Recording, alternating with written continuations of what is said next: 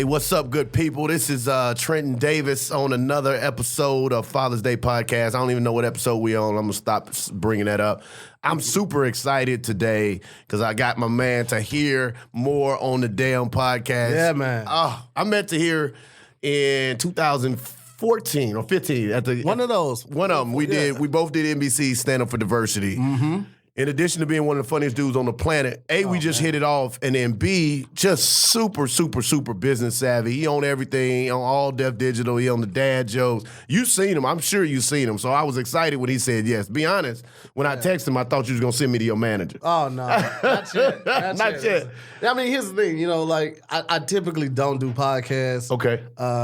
Because it's just unless you're doing one of the bigger ones, you really don't. Like a lot of people hit me up like, yo, I want you to do my podcast. Yeah. We should work together, that type of thing. And a lot of people don't understand this. Listen, I want to say this slow. Listen, for us to work together, it has to be mutually beneficial. Yes. When you say work together, then I'm automatically thinking, somehow this is going to benefit me because I know it's how it's going to benefit you. Right. So when you say work together, I automatically think like that. If you're like, I just want you to do my podcast, that's something different. When you say work together, so wording is important. So I usually don't do podcasts. So people always say, yo, we got to work, man. I want you to come on my podcast. I'm like, I don't do that, man. You don't want to do it? I don't want to do it. Be in a seedy place. I got to walk through alleys. Oh, I know. Get robbed on the way there and on the way back. I'm like, yo, your man already got me, fam. Right, I ain't got nothing. Yeah, but Trenton is good people, man. And I try to always support those that are just genuinely in good spirits, and you one of those people, man. I appreciate it, man. Absolutely. Hey, before we get started, I want to make sure we do this. Hey, tell the people where and you're doing a tour, so tell them whatever you want. PR, let's PR right at the front. I'm just everywhere at Tahir Moore, TAHIRMOORE. My Instagram is probably the most popping. Facebook secondly, then Twitter. Twitter is where I get my WEB Du Bois on. Like that's why I'm super activist. Militant. Man. You might see some outlandish shit on Twitter because that's why I feel like my voice can just be raw as I want to. And Instagram is more for the masses. Facebook is for my fans that have been following me. Friends have been following me since day one. Yeah. And Twitter is like, yo, let's start the revolution. Dude, I'm with you. I stopped about a year and a half ago. I stopped being militant. Oh yeah, I realized I was angry for a minute. I was angry at women. I was angry at white people. Yeah, absolutely. And I was losing friends. Yeah, and I was like, you know what? This ain't helping. It's not, man. I get it. Trust me, I get it. I have to have a platform to be able to at least speak my mind. Yeah, when certain things happen. So when I told myself from here on out, I said, whatever you would post, write it down, go write a bit about it, and put it in the app. That's good. Right, that way, because I can now talk for 45 minutes and you can't interrupt me. Yeah, does that make sense? And you can't screenshot this shit and send it to my boss. Oh man, screenshots and send it to my boss. That'll do it. That'll do it. That'll do it, man. So you're right about that. Look, it's a bunch I want to talk about, so I don't even know where I want to start. You want to go to you want to start with the tour? Or we can start with the tour. Currently on tour right now with two funny other comedians, Kev on stage and Tony Baker. Man, just two guys I am immensely grateful that they came into my life, and this is actually Kev's tour. Really? He reached out to me and Tony. Crazy thing is, on a Monday, I was told that the show that I got hired for on All Def Digital was getting canceled. Right? Damn. So Friday was going to be the last day that I was going to do that show. Friday came and I was told that I was getting let go. Oh, on that same week. And that same week. So Monday the show was canceled. Friday you was fired. Friday I was fired. God, that's a hell of a week. It was a hell of a week. And when I got fired, I don't know why I just knew things were going to work out, but I was like, all right, cool. The only thing I asked was like, when is my insurance up? Right. Because I just want to get my teeth fixed before I get fired. So that's the only thing I answered. And then literally maybe like 3 weeks later, Kev approached me with the opportunity for the tour. Yeah. And I was like, I would love to go on tour. He asked me how much it would cost him to make sense for me. And he was like, yo, I don't know if I'll be able to get your plane ticket. I was like, I'll figure out the plane ticket. Right. I'll buy a buddy pass if I need to. Right. Go there 3 days early and wait on y'all to come if I need to. Yeah. But, God blesses and works in mysterious ways. So, we got a small bump from a sponsor. So all the flights were taken care of. All the hotels were taken care of. They take care of one of our meals for the day. Oh, and man. It's just been a blessing, man. So it's the Real Comedians of Social Media Tour. Yeah. We do that right after what they call the Love Hour. And that's Kev and his wife kind of just talking through relationship mishaps and missteps and how to make that work. Because they've been married for 14 years, been together for like 17. Does he have kids? He does. He has 2 boys. I got to get Kev on it. He don't know me from Adam. I may have to get a referral. Kev would love to do it. Kev, yeah, absolutely, yeah, man. So let me back up. So you was all 3 working together at All Def Digital? I was working there. Tony was there a lot because he's one of our go-to guys, and we always know, a lot of the stuff at All Def Digital is unscripted. Right. So when you're getting talent in, you want to just make sure that they're the cream of the crop. Right. Because,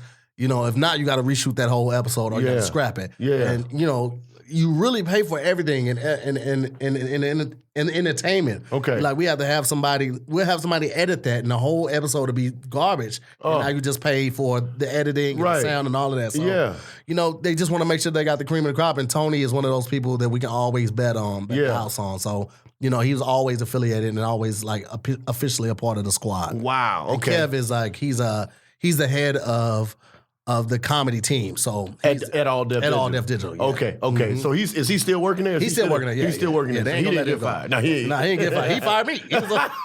He was the one who was like, hey, let me talk to you for a second. I knew what it was. Hey, let me talk to you for a second has never ended good for anybody. That or when you get a text from your lady that says, we need to talk. Yeah. Neither one of those has ever ended in good news. Ever. I said, you never get we need to talk. She's like, I just want to suck your dick. I said, you never get that. I've been waiting for the day that don't happen. Okay, so Kev on stage, he already had his following. He did. Kev does a lot of videos. A lot of them went viral. He did a video about a Waffle House.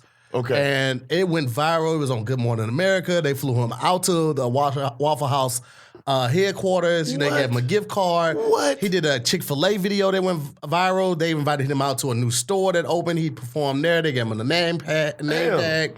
Tons of gift cards. I didn't think Chick-fil-A liked black people. Hey, man, no, they like everybody's money. Yeah, you're right. You know what I mean? They like green people. Let's not get caught up in who likes who. They like your money. Yeah. Okay, nobody like nobody. I don't like niggas.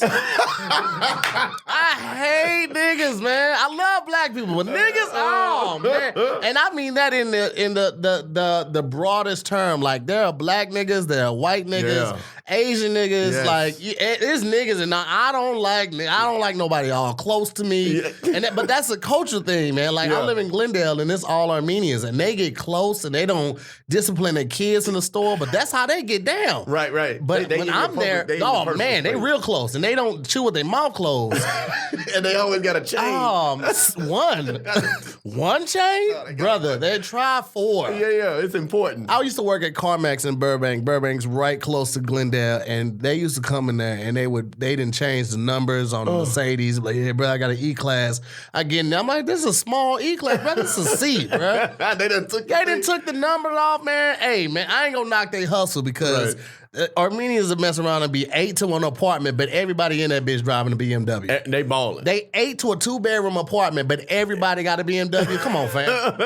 Just teach me how to do that. Let me get the BMW, fam. Is Kim Kardashian Armenian? She is. Yeah. She is. Look, she cut from a different cloth, though.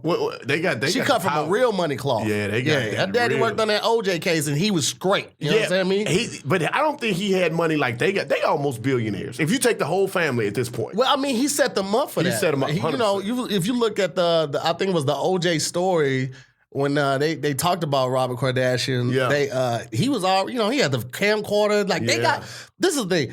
You can tell who had money by how you reminisce. We got pictures. Yeah, they got cameras. They had cameras. They got VA. Come on, bro. This is before cell phones. Before cell phones. They got video footage of each other going swimming.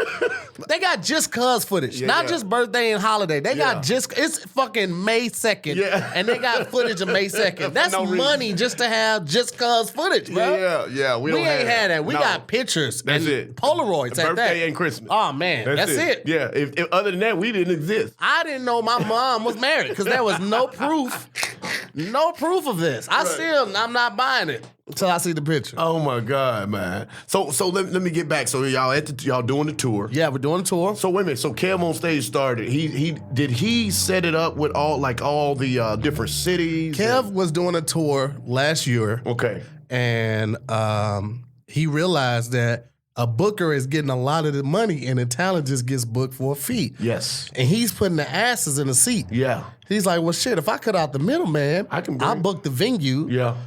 I can put the asses in the seat, and I can get most of the money. Yeah. And so that's what he did. Cut out the middleman. Nice. Book the venues himself. A lot of the venues are churches. Yeah. I would say over 70% of churches. Yeah. And that's just from relationships he's built and also people reaching out. They love his comedy. It's clean. Yeah. The one, like we did Baltimore. Baltimore, we had 750 people. 750 people. That's a low show.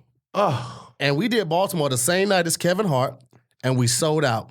And people had signs that said, we came to see the right Kevin. And that's because you can come to our show with your grandkids and your grandmother. And nobody's going to be offended. You can take the jokes away. You can say them at church. You can say them at school. You can say them at work. It's fine because it's clean comedy. And they never expect it to be as funny as it is.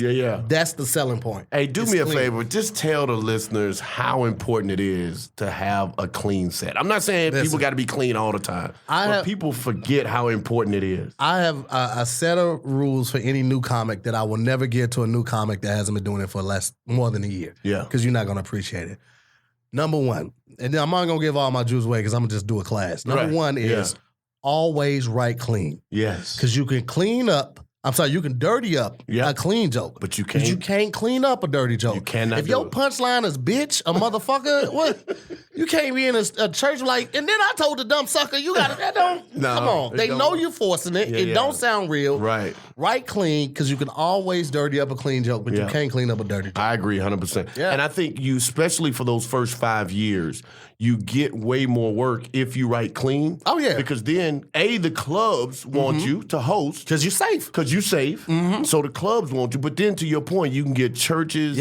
And you can get family reunions. Absolutely. And you can get corporate events that you can't get if you're dirty. Let me tell you something, man. I charge churches so much money. Because they got it. They got it. And I look at it like the way that you look at clean eating. It costs more to eat clean. at Whole You can Foods. go get a burger for $1, $1.99. You can get a whole 30-pack of burgers for $10. You get one clean salad. It's $13,000, 48 cents.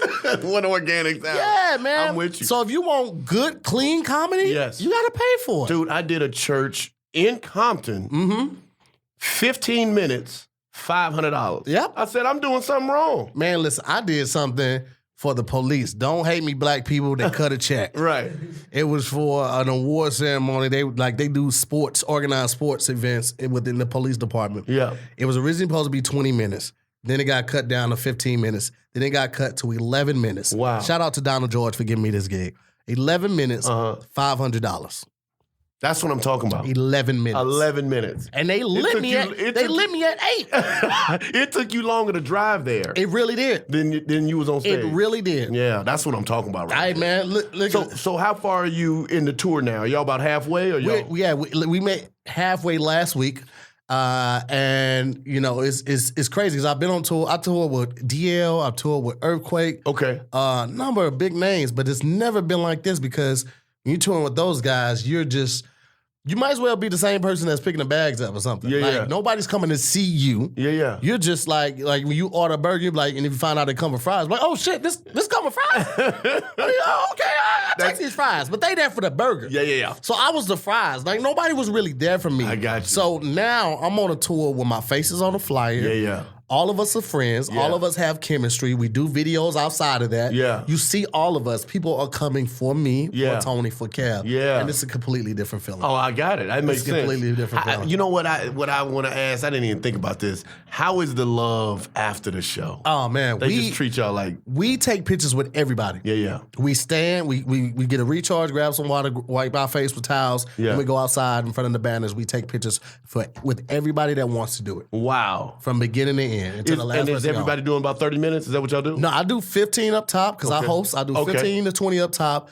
Tony does 25, and then Kev does 45. Nice, man. That's perfect. It's perfect. And then we have, a couple of people come on from time to time. There's a guy named Cletus Cassidy. I want to say he's from North Carolina. He got to be black. With a name like that. You can't be Cletus Cassidy. That's what I told him. He was like, this is a big name in the South. I was like, I don't give a fuck. I ain't never met a white Cletus. I ain't never met a white Cletus. In my entire life. Matter of fact, I ain't never met a young Cletus. You ain't gonna meet no 12-year-old Cletus. All the Cletuses I know play on black movies like all the Five Heartbeats. That part. Ike Turner. Every Cletus I know has been freed. They still got freedom papers framed in their house. I don't know a young Cletus, dog. He was born 72 He was years old. born with gray hair, bro. Right.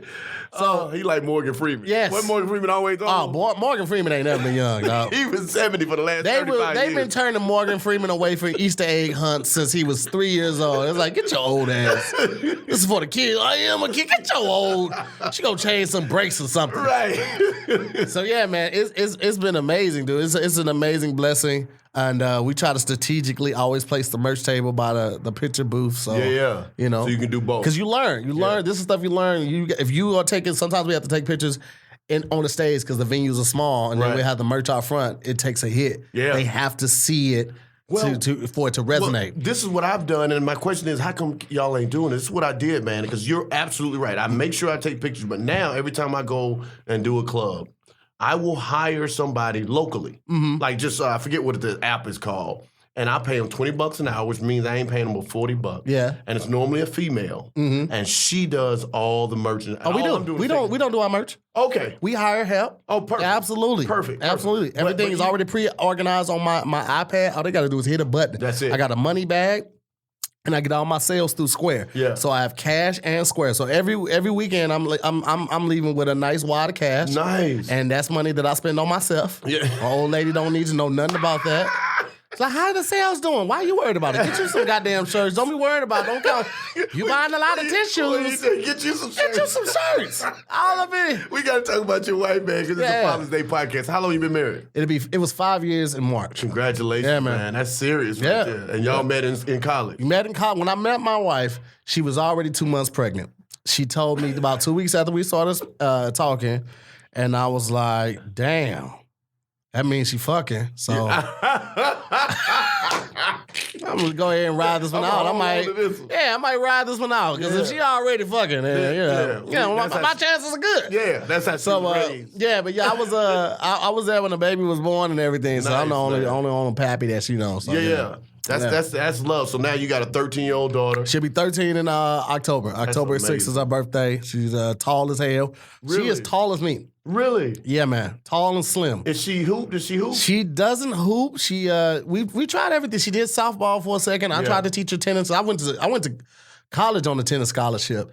I was first seat, and I had private lessons all through middle school. I played in high school. Really? Yeah, man. Nobody would ever think it. But I mean, I have freckles, and I'm a ginger, and I'm black. So yeah, I can believe that. You know what I mean? Yeah, like it's not too far-fetched. You don't expect to see me dunking. CeeLo. You know what I mean? I know you get CeeLo all the time.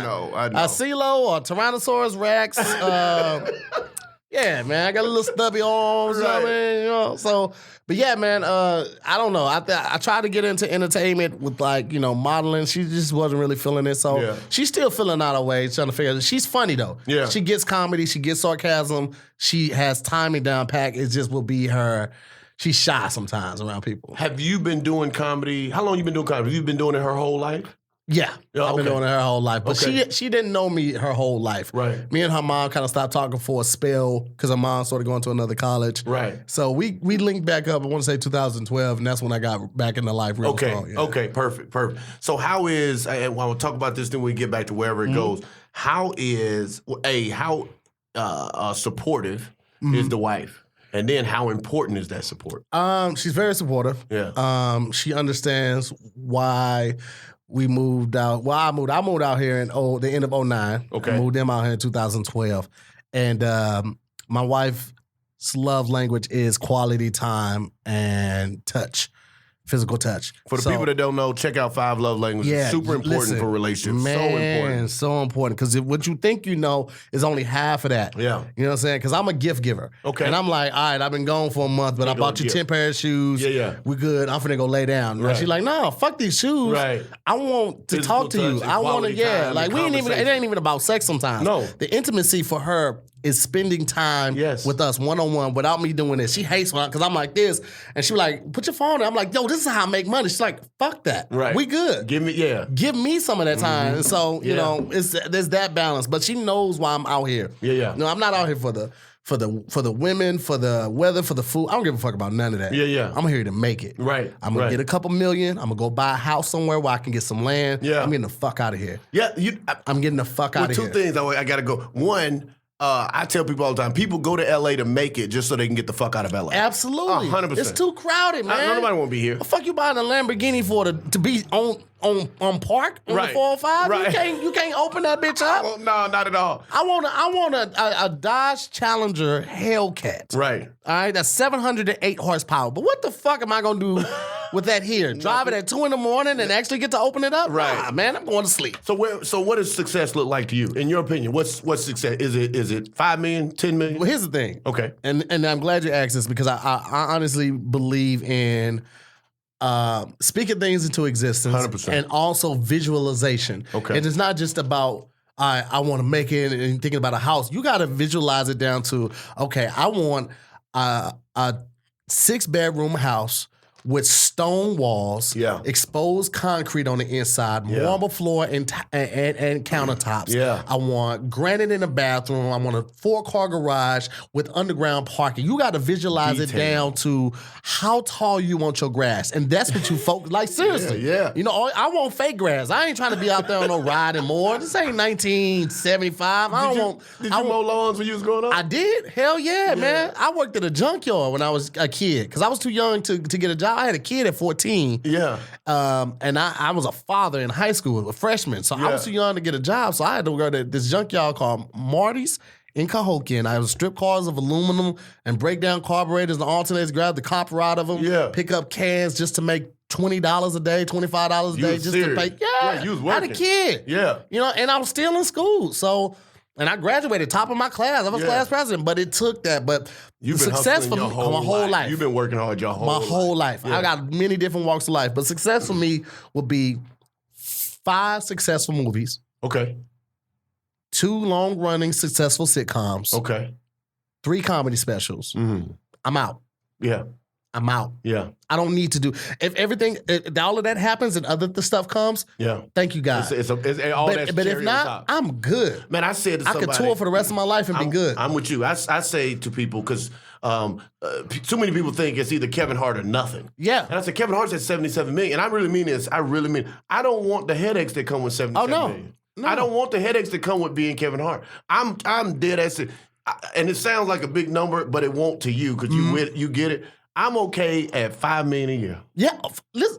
If you fuck up $5 million a year, something wrong with you. Because my first $5 million, I'm buying the house. Right. Okay. Right. That second $5 million, I'm starting businesses to make sure I never lose my house. There we go. Right. Okay. And that third $5 million, that's to make sure that the tax man don't never come for me. Right. All right. 100%. So anything you get, take half of it, put it in the bank, tuck that away for taxes. Yeah. Because they coming for it. Are they on their way? They are coming for it. You think Chris Tucker wanted to get back on stage?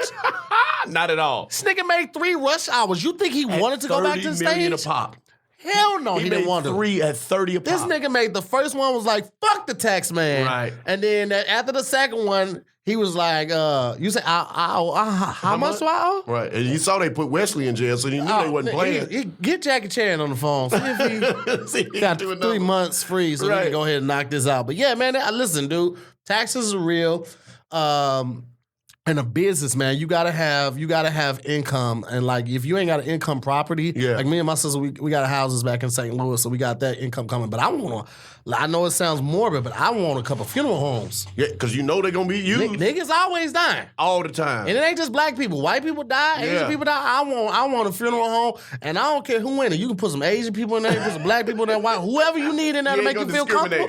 Fuck nah, man. I'm in the business of making money, dude. You said something before we got started, and I think it's so important that the people hear. You said you want 7 streams of income. 7 streams of income. Yeah, man, because most millionaires have 7 streams of income, man. So, you know, I love 7-Eleven. 7-Elevens and Quick Trips in the South, I love those places, man. Those are places you can go and get just about everything you need in a quick fix, and you usually feel welcome there. I would definitely open a chain of 7-Elevens or Quick Trips somewhere in my area and all over the nation, man. And that would be one of my sources on top of like a clothing line. I don't need to be Ralph Lauren to get it. No. If I can make the truth is you want it in a Target or Walmart. Man, you don't want it in a Ralph. Yeah. Cameron made $2 million off of socks at Zoomies.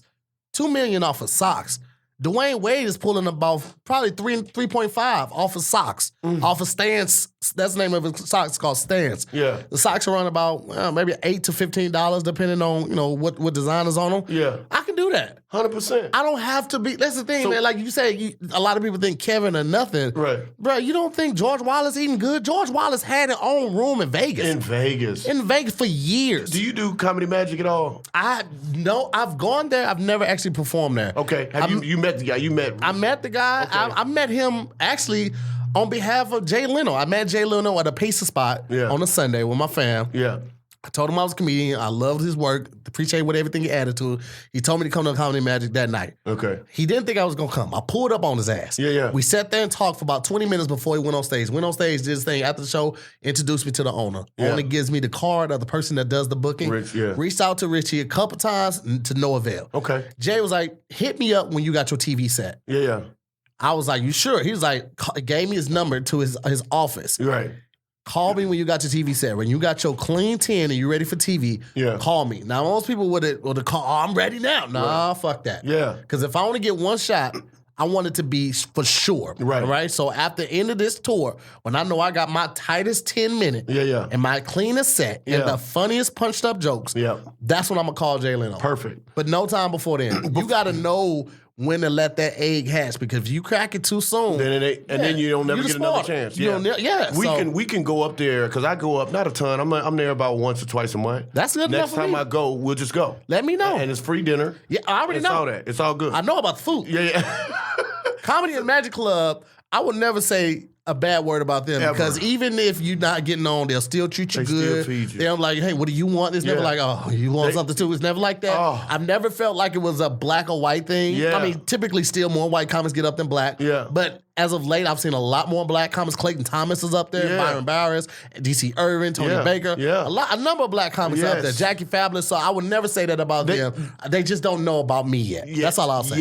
Yet. Exactly. Because they normally, they keep, because they know they do those 10 or 11 people lineups. Yeah. And almost always they have at least 2 or 3 black people there. Yeah. That's where I met Jackie. Oh, That's nice. why I kicked it with Jackie. Me and her was in the green room and we just started kicking it and blah, blah, blah. She's good people. So cool. She's so good people. So before I leave this, so tell the people, if again, perfect world, what would be your 7 streams of income? Perfect world. Perfect world, it would be a couple businesses. Okay. I would say like a 7-Eleven, Quick Trip, Subway, something like that. 'Cause Subway's 24 hours. That's always a stream of income. Yep.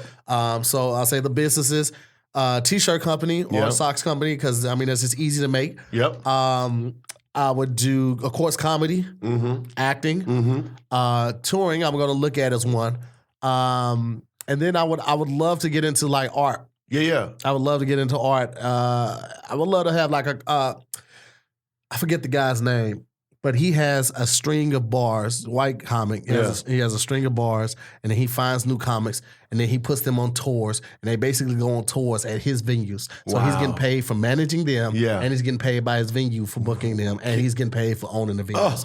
So I would open like a string of coffee shops with the space for a venue, and put those all around in all the famous comedy cities. And then I would do the same thing with comics. That's amazing, man. Yeah, man. And acting, people don't, I can see, because you've been on a lot of stuff already. Yeah, I've done a couple But things. you got one of them faces, you could be Mark Christopher Lawrence. Hey, man. You know who that is? I'll take that, yeah. He's the dude that Pursuit of Happiness. For the people that don't know, he was Will Smith's boy in Pursuit of Happiness. But if you check out his IMDb, it's probably at least 500 things on there. Man, listen, dude. I know I'm gonna have a storm role. I'm not, just speaking that into existence. Right. But I don't always have to be the front man. I said it about myself. You know what I mean? I don't have to be the front. I can be. Listen, Mike Myers was the front man on Shrek, but Eddie got cashed out. Right. You know what I mean? Exactly right. Eddie got cashed out. Once we check our, and I think part of that is also growing up, but then being a dad. Yeah. We third fiddle in the house all the time. Listen. Well, I don't know. If yes and no. Okay. Because if I need to put my foot down, You can. I can. But I can pull that card. 2 or 3 times a year? Well, I mean, it's kind of different for me because I'm weird, and they know that. Like, I'm the type of guy, like, I'll have a nice-ass crib, and then I'll build another one right next to it for me. Like, because I'm a loner. I'm a loner. Like, to the point where me and my sister, I put it like this. Like, some people focus on family love. Like, that's what's important to them. My wife, she grew up in a house with her sister and her mom, and her sister had 2 kids. They all grew up in that house. And when my wife had her daughter, they all stayed in that house. So it's like 5 women in that house, 6 women in that house. Oh, my God. That's a lot I moved out at 13. I had my own place. I never moved back here. Yeah. My sister got emancipated at 16 and moved in with me. Wow. Me and my sister would be in the house together, and we wouldn't say anything other than hi when we first walked in, and then we would just work. Yeah. You know, like we focus on success. That's always to the point where like she'll call me and be like, "Hey, you still married?" I'm like, "Yeah." How about you? She'll be like, "Yep," and we'll hang up. Wait, is she in St. Louis right now? No, she's in Suffolk, Virginia. Suffolk, Virginia. Yeah. Did she come to the tour and see it? She did. She That's came. Her and her husband came in, and then we're going to London in June. And I'm taking my mom out there. It's first time. Look, it's an international tour, man. That's what Cass is talking about. He's taking his mom to London. I'm taking my mom to London. She's never been out the country. I'm taking my mom, my daughter, my wife, my sister's amazing, coming. Man. You know, we just got a flat out there. We did the Airbnb, so we got like a 6-person flat out there. And I'm at a good point in life, man. Good for you. I'm at a point in life why I haven't worried about money in a minute. Really? Like, I thought my air was going out of my car the other day, and I was like, all right, I got to get it fixed. And I just remember, like, a year ago, I'm like, oh, fuck, how much is this going to cost? Right. I can't even imagine. But now it's just like, all right, I just got to get this fixed. Yeah. And that's part of that is being on a tour. Part of that is being more fiscally responsible. And part of it is just being... Like just having faith that everything is going to happen the way it's supposed to happen. Yeah. And people don't get it twisted. Tahir has been one of the hardest working people in the game for at least, let's say you moved out in 2012. You moved out? No, 09. 09, yeah. So for a minimum of 9 years, people think that it's just happening. No, man, it's over a decade of work. It's 10,000 hours. I am $100,000 in debt for paying dues. Yes, that's real. And I mean, this comes from doing shows at the Comedy Union where it's only 20 people, 15 people. Yes. This comes from getting a check for $14 at the Improv. I mean, like this didn't happen overnight, you know. And this comes from like even like I said, I did 6 shows back in St. Louis in October. And this is how crazy this week was. Yeah. I pushed my trip back because I was actually supposed to leave on a Tuesday. Okay. This is right when they were finna film Def Comedy Jam. I didn't get booked for it, but they hit me up to do the pre-show hosting. Okay. So they wanted me to warm up the crowd for all the shows. Would have been 3 shows a night, Tuesday and Wednesday. I stayed in town just to do that show. I did Tuesday, the first show. Went amazing. Yeah. For some reason, my heart rate elevated to the point where the medic on scene was like, I think you should go to the hospital. Wow. I'm like, I'm good. He's like, I recommend it. So I go to the hospital. I missed the second show. Doctor said, I forgot to tell him that I had drank an energy drink. They was like, that's probably that. Okay. Go back, rush back.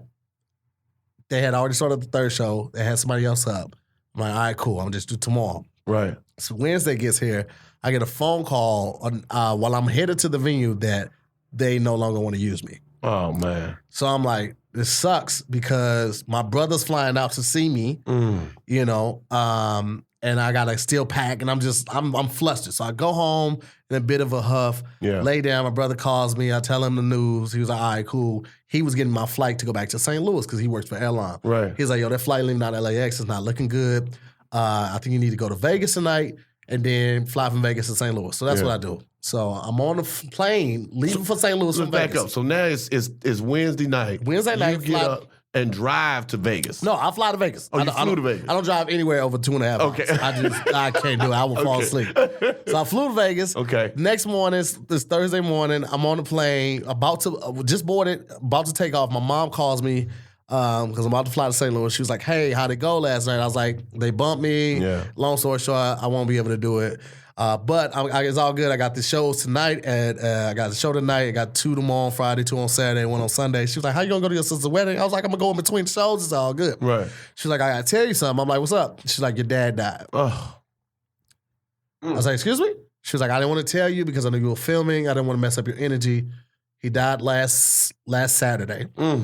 She held on to it till then. Yeah. I still did the 6 shows. Right. I drove 2 hours out of St. Louis to go to the funeral. I drove back, left the funeral early to go to my sister's wedding. Did 2 shows that night, did another show the next day. Flew back on Monday, went to work. Wow. Those are dues. Yes. That's what comedy requires of you. That's what I'm dealing with the joy of a wedding, of a union of my sister, blood sister, and the passing of my dad all on stage, and I still have a requirement to make 250 people laugh. That you don't know from Adam. That I don't know. I agree. I get it. And we talked about me living in Temecula, and I tell people on a regular basis, I said I drive 2 hours to do a 10-minute set to drive 2 hours home. Yep. And that's paying dues. Yep. And you might not even get enough to cover your gas. I don't. 9 times out of 10. Look, when I do the Laugh Factory, I'm not getting bread. Laugh Factory, and if you do get paid, they don't cash you out that night. They'll send you a check like 2 weeks. 3 weeks later. 3 weeks later. They don't get it, man. No, they don't. And no clue. That's what infuriates me with these people who just call themselves comics. And this goes for internet sensations and people who just think this is a game. Don't really. And I will attribute some of it to ignorance because it's completely different out here now. Yeah.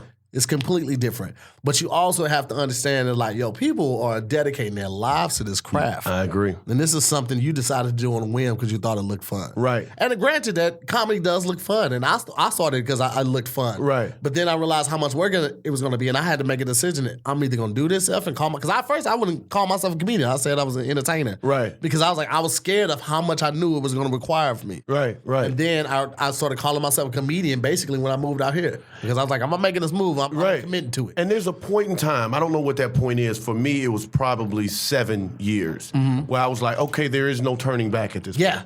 I've put because how many, you probably can't even count it. How many people did you start with that ain't no longer doing comedy? Man, I can't. I know people who stopped and tried to come back, and it doesn't work for them. It's can't get hard. that. It's hard. It's hard. You see a lot of. If you ever see a comic that was on Def Jam and who stop and then they come back, you see, they still are stuck in the 90s. It is. Oh, they are stuck. What's up, ladies?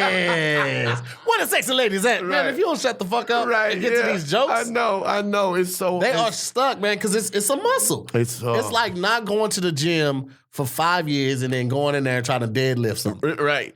You gonna hurt yourself. You're gonna be and everybody's gonna laugh at you, and not in a good way. Does your wife work or she stay home? She does work. She works for City of Hope.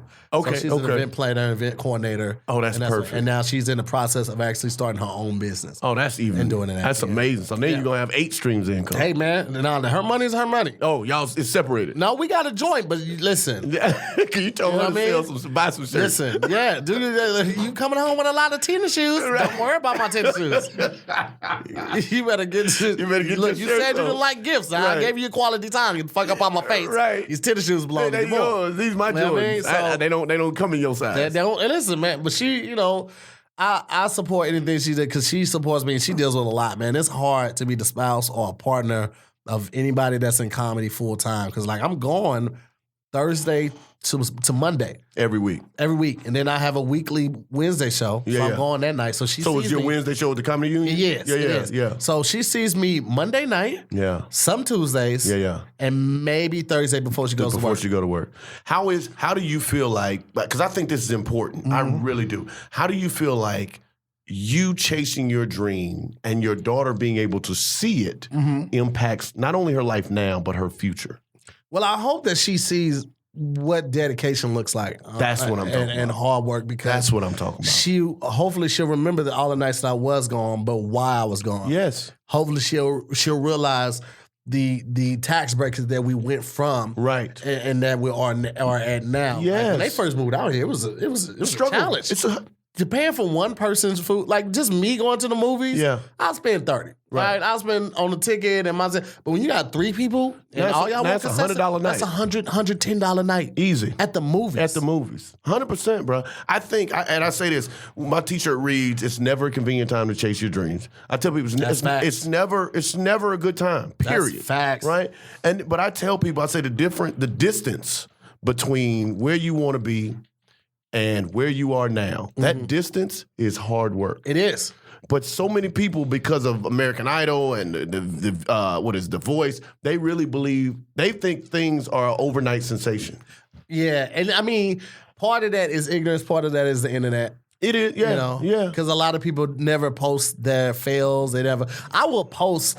Like one time I posted on Facebook, I was like, "Yo, I went on 5 auditions this week, didn't book none of them bitches. I didn't book none of them shits, fam." And I did that so people will realize, oh shit, he's working. Right. This is part of that process. I tell people, I don't think they get it. Honestly, even now, he about to go to London, making good money. How many no's do you get a week? Oh man. I can't even listen. At least 10 a week. I get at least 10 a week. At least that. But here's at the least thing. 10 a week. This is also a thing that I switched up my mindset for. I don't accept no's. Okay. I'll turn your no into a not yet. Right. Yeah. Yeah. Because it's easy for me to process, okay, you don't want this right now. Right. Give me a month. Right. Give me a week. Give me 6 months. Give me 6 months. That no will turn into a yes. Or that not yet will turn into a yes. Because if I want it, I'm going to get it. 100%. I'm going to get it. You just saying not yet. You don't really mean that. You mean not yet. Yeah. And I'll accept that. Yeah. I don't accept the no. Because if I want it, it's for me. Right. I've already put it out to the universe. I can't be a liar to the universe. Right. All right? Because they watch it. Right. You know what I mean? So now I got to get it. Yeah. You know what I mean? And sometimes that's the motivation that you need. 100%. That no is the motivation because you go in things sometimes. I saw this video with Mr. T yesterday, and it was dope.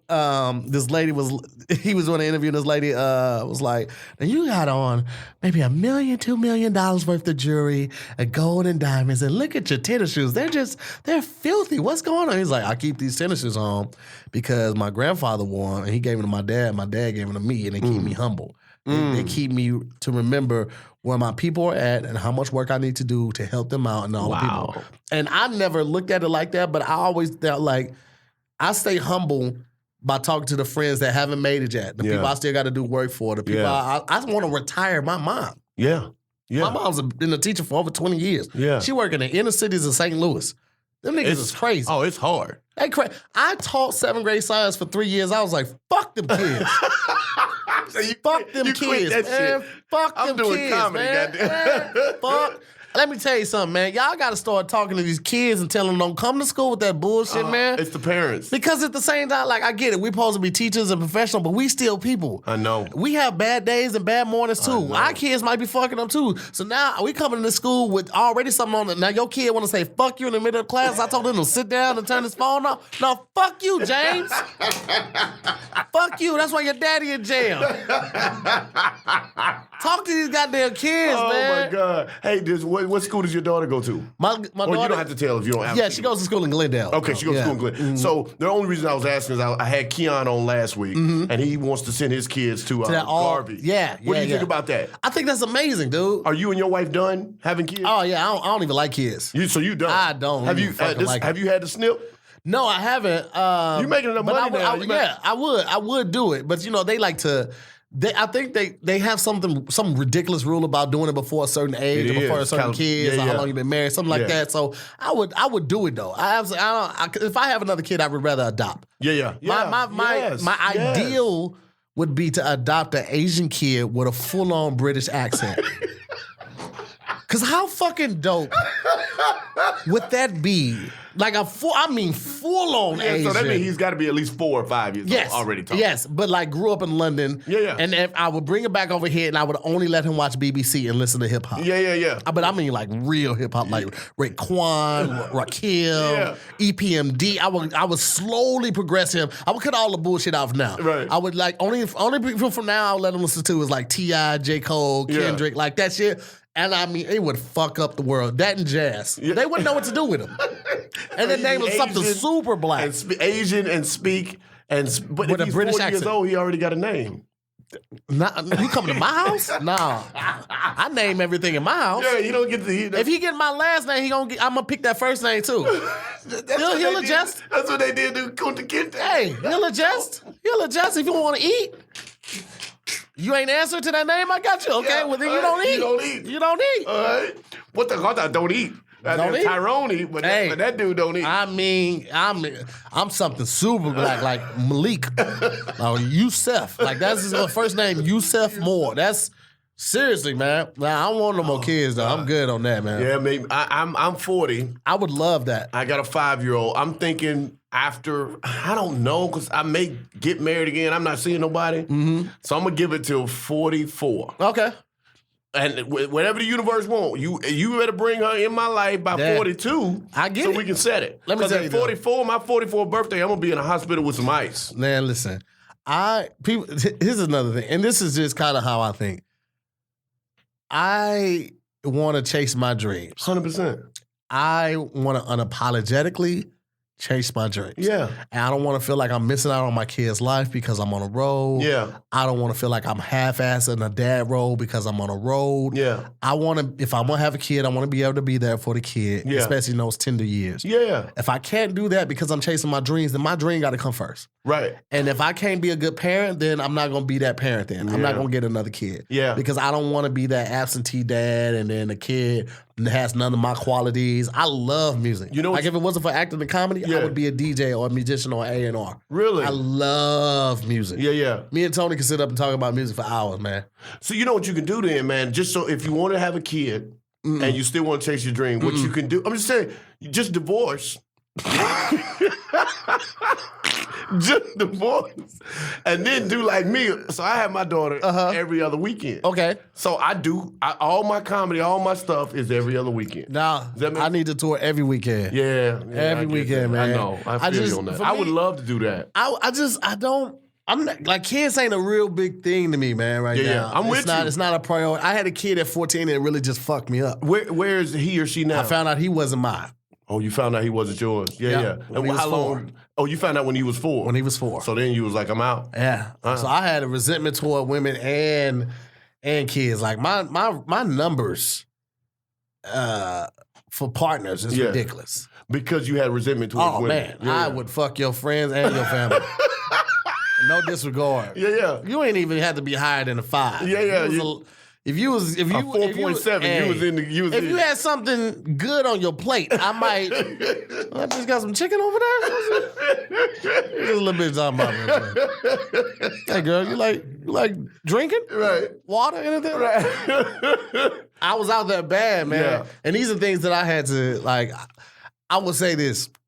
Most comics are dealing with a lot of shit. Oh God. We have a lot of baggage. Preach. We undoubtedly are carrying some shit. Yeah. Some of us are depressed, and I would encourage every comic and every partner of a comic or spouse of a comic to encourage that person to go to therapy. Is that what you did? Did you go? I did. Out here? Yep, absolutely, man. I told somebody just yesterday, I said, moving to California gave me the freedom to go to counseling. Listen. You can't do it in the South. You can, but they call you faggot. Yeah, all of that. They faggot? I was like, damn, I'm just trying to better myself. It's so ridiculous. Like, the stigma around mental health is ridiculous. The stigma around homosexuality in the black community it is a choir director somewhere in Atlanta that just wants nothing more than to hold his boyfriend's hand, but he can't because he know he won't be able to direct choir no more. But this is the funny thing. All the black churches have a gay choir director. And you know he gay. But y'all won't let him come out. Right. That's ridiculous to me. It is ridiculous.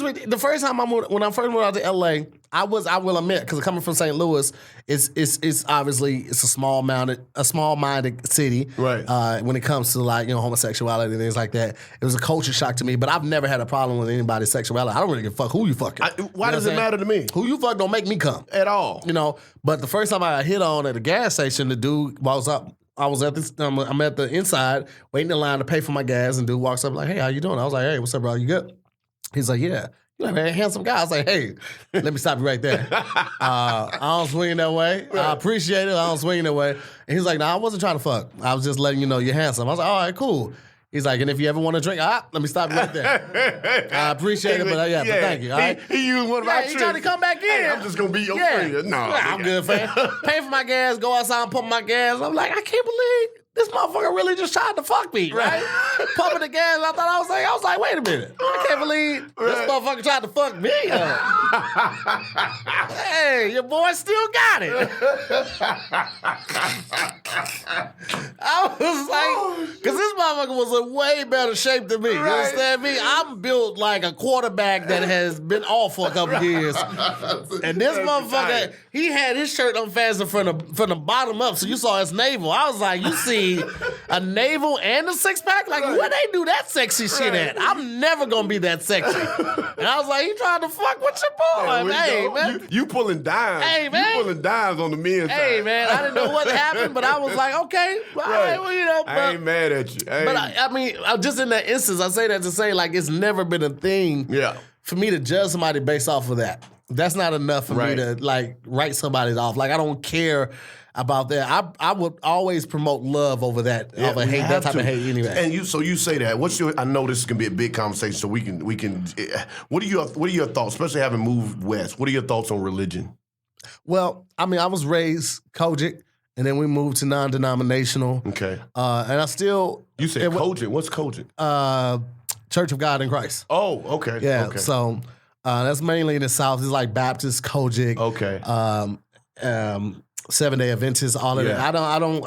I would say now I'm more spiritual than anything. Than religious. I come from a very religious family, but I'm way more spiritual. I feel like the relationship that I have with God is stronger than any church can help me get with him. You know what I'm saying? The conversation I have with him, the prayers I have with him about me, my family, my friends, close loved ones, all of those are the real things that tie me to him. That strengthens my relationship. The stuff that I've been through, being shot, stabbed, set on fire, moving out at 14, having a kid at 14.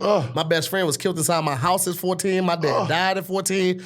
All of those things strengthen my relationship with God more than any church sermon a pastor could ever do for me. You know, so I'm more of a religious-based person, whereas I just try to do my best in this world, put out the best energy to everybody I encounter, and I accept that when it comes back to me. That's amazing, man. So, is your wife super religious? Or she comes from the same type of background. Our churches growing up were right around the corner from each other, and we never knew it. But her family knows my family, that type of thing. So she grew up the same way. But we're the same way. We have a church home, but we haven't been in a while. But we still, we still say prayer before we eat, that type of thing. So we're definitely more spiritual than religious. Would you say that your relationship with your wife helped your opinion and perception of women, or was that fixed before you met her? It was mostly fixed before that, but I had some work to do. She's helped me talk through things, because I was the type, I get mad, I'm gonna get quiet, I don't want to talk about this shit no more. Right. Well, I want to shut I'm done. Right. I'm done. like Troy Massett on Fences. I'm through with it now. I don't raise my voice, but I'll leave. I don't argue. I don't go back and forth. And I'm done. We agree to disagree. Will you storm out or you walk out? I just walk out. Okay. You don't. I just walk out. Yeah. I don't make a big. I ain't never been one of the people who make a big scene. If I'm gonna do it, I'm gonna do it. Yeah. You know what I mean? So, but she has helped me learn to talk things out and not shut down, because I would be angry for like a week. Yeah. And then the energy is off in the house for a week. And then there's tension for a week. Yeah, and it ain't what's good. What's wrong with you? Nothing. What's wrong with you? Nothing. Yeah. You know? But you know it is. So now I'm at a place now, like I got a problem, I internalize it, and I'm like, then we're going to talk about it. Yeah. I'm okay, need to get better at it. Me and my ex used to walk past each other in the hallway, bumping each other and shit like we was in lockers. Shut up, you shut up. Fuck you. But now I'm like, no, we're going to have this conversation. I'm not going to be mad for over 24 hours. And then B, you know what I do? I accept being wrong. Yeah. I don't even argue it no more. When you did it, I'm like, you're right. Yep. I apologize. I'm going to try my hardest to not do it again. Absolutely. You do that, it's a Jedi mind trick, because they want to argue. Some of them she'll be like, wait. And I'll be like, I just told you you was right, baby. Yeah. I'm sorry. What more do you want from me? Well, I apologize. And I get that. And that's a good way. It's kind of like, so. Yeah. When somebody say something about you as a kid, I told my daughter, like, if somebody's talking shit about you and you don't want to go back and forth, just say so. Yeah. And it takes the air out of everything. Right. Oh, but you ugly. So? Okay, yeah. All right, now what? Shit. I didn't think you was going to accept that ugly. So you even though you're your daughter's real father, you're her biological stepfather. Yes. Mm-hmm. Was that hard for you? Or because you were there at birth, it was always cool? The only hard part was because I genuinely don't like kids, man. People always think it's a joke. Like, to the point where my wife now, I remember she said to me maybe about 2 years ago, she was like, if I didn't know, I thought you were playing. If I had known you really didn't like kids like that, I don't think we would have got married. Because I'm dead ass serious. And it comes from the experience when I was a teenager, but also because I see so many people have kids that shouldn't out of just stupidity, out of convenience, out of trying to trap somebody. Yeah. And they're not fit. Yeah. Mentally or financially, like, you never really financially prepare for a child, but like, you can't raise a kid on love alone. Yeah. Love ain't gonna go in the supermarket and buy no Pampers. I say to my ex all the time, be tripping. I say, when are you gonna save for college? Yes. When you gonna save for a wedding? I say all the PTA and soccer is great. Yeah. But it ain't gonna put her in college. None of that matters. Right? It ain't gonna get her wet. It ain't gonna get her first car at 15. Yes. When is that gonna happen, you know? You know, and it is. I'm thinking about it now with my daughter, like, she's been slipping on the grades a little bit. And so, like, now we're on email chains, me and my wife on the email threads with the teachers and trying to figure out how we can get the grade up before. Because I told her, like, you don't pass 7th grade, you ain't going to London. Right. You're not going to go. I'm not rewarding mediocrity. Right. You know, I'm not going to do it. Right. I joke about a lot of shit, but education is your only wealth that somebody can never take from you. So I'm super serious about this. 100%. And not only that, if you're being a distraction with the teacher, then now you're being a distraction to another kid who might have a question about something, but the teacher's upset with you, and now the kid sees that. Now they're too afraid to ask the teacher for help. Right. So you're also hindering other people from learning. It goes bigger than that. And so now, just thinking about that, I'm thinking about all the kids who parents never hit me up when they knew their child was failing. I'm like, yo, they didn't even... And then some of them, it didn't. When it wasn't that when I was teaching. Yeah. And some of it is not a point they didn't care, but they might have been working 2 jobs. They was a single parent. And, you know, the older brother or sister is checking the homework, but they're not really checking it because they got their own homework. They don't know. So it's like, all y'all don't need to have kids, man. Yeah, I agree. Utilize this birth control. What do you think is really? I hate all this seeing this. Real men do this. You don't know what for real. What do you think are attributes of a great father? Giving your kids something to live on through and with, whether that be financial, whether that be through education, literacy, through life lessons, giving them something to equip them to be successful in life. I love it. Because, you know, if there are people of color, they're undoubtedly going to deal with racism at some point in their life. Of course. I think Black people have got to a point where they feel like we don't have to work twice as hard. Like when I was growing up, my mom used to always tell me, "You got to work twice as hard as your counterpart." 100%. I heard that, and I don't see that anymore. I don't hear it in the conversations going on with these new parents. They don't tell their kids that. Okay, and I remind my daughter on a daily basis. I was like, "You're not only Black, you're a Black female." So because you're a female, first they already counting you out and not thinking that you. And I was like, and now you're Black, and I was like, I'm not going to have you live up to their stereotypes. But you still believe it, right? Because you got to work twice as hard as a Black comedian. Absolutely. I would say 3 times as hard. And that's why I tell her, I'm like, yo, it's not easy. You know, her friends know me and they see me on YouTube and all of this stuff. Like, oh, your dad is on. I was like, I don't give a fuck about your friends. Right. I give a fuck about you graduating. Don't let your friends get you in trouble. Do you understand, and I know I'm not switching, I'm going to get back to this topic. Do you understand how many comics we see that are not Black, I'm gonna just say it, leave it like that are not Black, that are super mediocre, and have real, they get special, and I'm like, it's mediocre at best. Absolutely, we have to work twice as hard. Absolutely, we have to come with twice as much content, and we have to already have our appeal, which YouTube we gotta have everything for them to say, okay, we'll give you a shot. Yeah, absolutely. Yeah, and you know what, it's. You get people in and they do crazy shit. Yeah. And they kind of mess it up for the next wave. Yeah. But right now, I feel like it's a good time to be Black. It's a good time for the Black comedy space. It's a good time for Black writers, great producers. Yeah. You got Issa Rae knocking down these barriers. Killing it. Are you on the next season? You on this next season? I was on the first season. I know. And I didn't think they was going to bring me back because it's a women's show. Yeah, and they didn't bring back any of Lawrence's friends on the second. Okay. So, for the people that don't know, we talking about Insecure on HBO. Super hilarious. And when I was watching it and saw you on there, I was like a little kid. I was so happy, man. I was happy. It was a big deal. It was a big deal for me, man. It was my first major credit.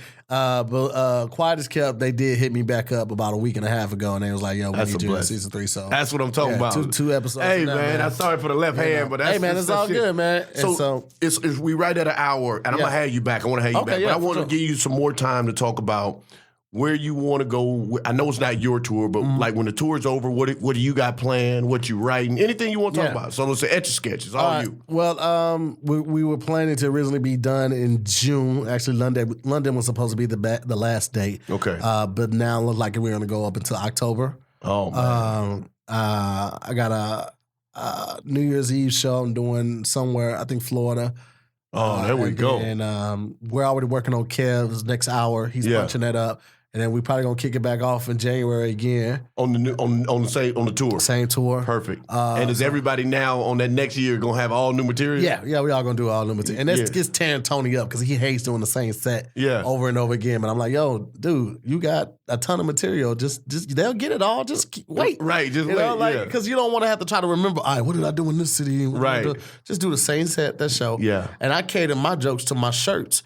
Because my shirt, one of my shirts it says naps versus everything. So I do a set about taking naps, and the other one it says food is good all the time, food is good. That's in the church. Yeah. And I talk about how I love eating. Right. And then I actually say food is good. I say food is good. Food is like God. Food is good all the time. And they finish it all the time. Food is good. Yeah. And then when they see the shirt outside, instant connection. Yes. Now they want it. Nice. Nice. And I will say to any comic or anybody that's doing something, unless you are Obama or a fine-ass chick, and even a fine-ass chick, I'm not wearing no chick's face on my shirt. Right. They don't want to wear your face. They might wear it to your show, and that's it. After that show is going to be for playing basketball, cooking pancakes. Nice. If you want them to wear your shirt, and you do because that's free marketing, come up with something funny for that shirt. Yep. Don't put your ugly-ass face on that shirt. Might want to see that shit, man. Nobody knows you yet. Yeah. You know what I'm saying? Like, I love Eddie Murphy, but I'm not wearing a shirt with Eddie Murphy. I love Drake, but I ain't wearing a shirt with Drake on there. And Drake done sold 50 million albums, and I ain't wearing no Drake shirt. I'm not doing it, man. And speaking of, I'm just laughing, man, because I like some of the new artists, and I realize I'm too old. At this point now, at 40, I can't like them. My idol can't be 23. It's weird, man. I saw Will Smith's video, and I was like, I like this shit. I liked it, yeah. I like it, too, but I was like, he's still weird. Right. I ain't finna go see you. I ain't finna support you. It's weird. So yeah, man. So we just working, man. I'm trying to write a show for me, Tony, and Kev to kind of just spin off of the tour. While we're building this traction, I'm just gonna try to have something. So if somebody calls me, like, hey, meet me here, let's talk. I already have 2 or 3 projects to pitch them. Because if you get a meeting with someone, you want to be prepared. Come prepared. You know what I mean? Don't go in there and be like, yeah, man. So I'm funny and shit. Right. They already know you funny. They know you funny. That's why they called you for the meeting. That's why you got the meeting. So now what you got prepared? Exactly. So let's speak this into existence. 2019. What does it look like for you? 2019 is going to be more touring. Okay. Bigger venues. Okay. More T-shirt sales. There we go. Tesla. Nice. And I'm getting a house. Beautiful.